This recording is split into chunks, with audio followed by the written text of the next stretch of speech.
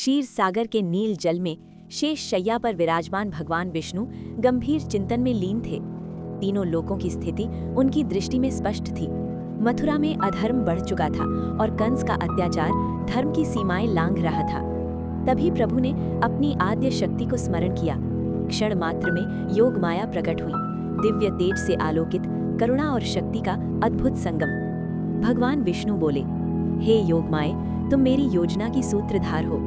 देवकी के गर्भ में जो 7वां पुत्र शेषनाग के अंश के रूप में विराजमान है, वो अधर्म से सुरक्षित रहना चाहिए। तुम अपने योग बल से उस गर्भ को देवकी से हटाकर रोहिणी के गर्भ में स्थापित करो।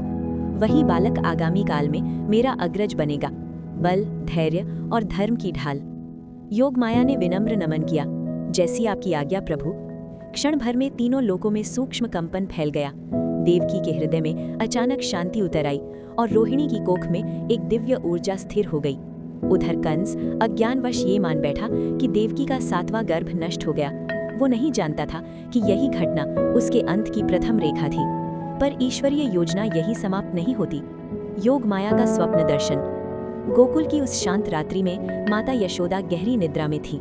तभी उनके कक्ष में एक कोमल दिव्य प्रकाश फैल गया। उसी प्रकाश से योग माया प्रकट हुई। मृदु स्वर में उन्होंने कहा, पुण्यात्मा यशोदा, जागो, तुम्हें एक गूढ़ रहस्य बताने आई हूँ। यशोदा स्वप्न और जागरण के मध्य हाथ जोड़कर खड़ी हो गई। योग माया बोली, माता रोहिणी की कोख में जो संतान है, वो साधारण बालक नहीं, वो अत्यंत बलशाली होगा, सदैव दूसरों को दुखों और कष्टों से रक्षा देने वाला। वो शक्ति, धैर्य और धर्म का जीवंत स्वरूप बनेगा। तुम उसका माँ की तरह लालन पालन करना, सेवा करना और स्नेह देना, क्योंकि गोकुल का भविष्य उसी से जुड़ा है। फिर योग माया ने एक और रहस्य प्रकट किया। यशोदा, तुम और नंद बाबा अपने कुल गुरु से यज्ञ कराओ। उस यज्ञ में पति पत्नी दोनों संकल्प सहित बैठना। वो यज्ञ दैवी योजना का अगला चरण है। उस पुण्य कर्म से तुम्हें भी संतान सुख की प्राप्ति होगी। यशोदा की आंखों से अश्रु बहने लगे। वे अश्रु भय के नहीं, विश्वास और कृतज्ञता के थे।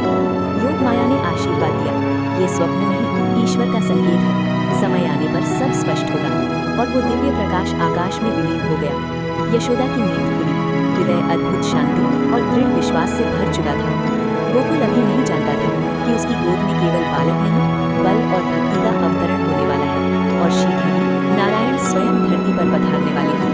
धरती ने निश्चिंत होकर एक गहरी सांस ली। अधर्म का अंत अब अटल था।